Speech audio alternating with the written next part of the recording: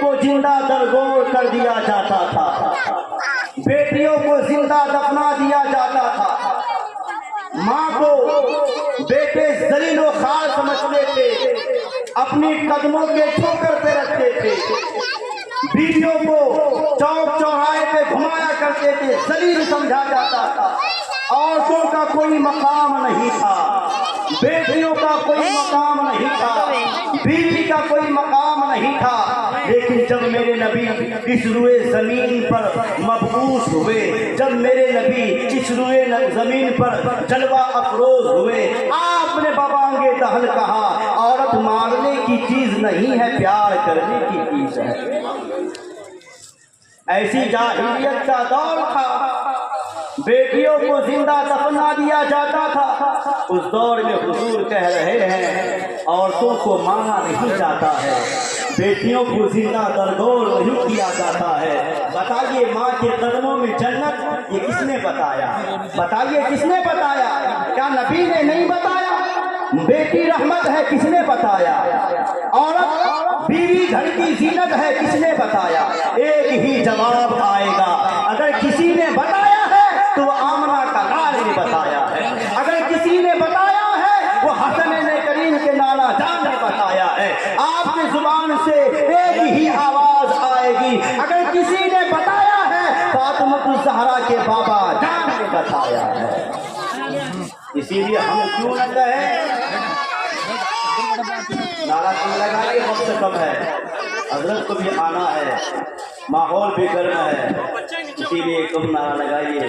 انشاءاللہ یہ جذبہ کو آپ داد دیتا ہوں، یہ جذبہ اللہ آپ کو سلامت رکھے۔ لیکن وقت کم ہونے کی وجہ سے برا مت مانیے، لیکن آج اچھی بات لوگوں کو کہتے ہیں تو بری لگ جاتی ہے۔ وہ کہتے ہیں نا کہ بات کہوں گا چھڑا بری لگ گیا کھڑا،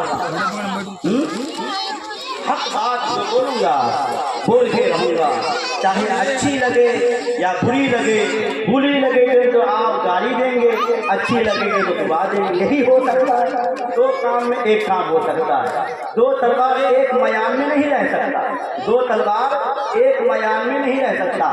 پتہ چلا دو تلوار ایک میان میں رہے گا، زخمی سے چور چور ہو جائے گا۔ تو دو باتیں ایک دن میں نہیں ہو سکتا، یا تو دن میں اچھی بات ہوگی یا دن میں بری بات ہوگی، اس طرف مجھے نہیں جانا ہے۔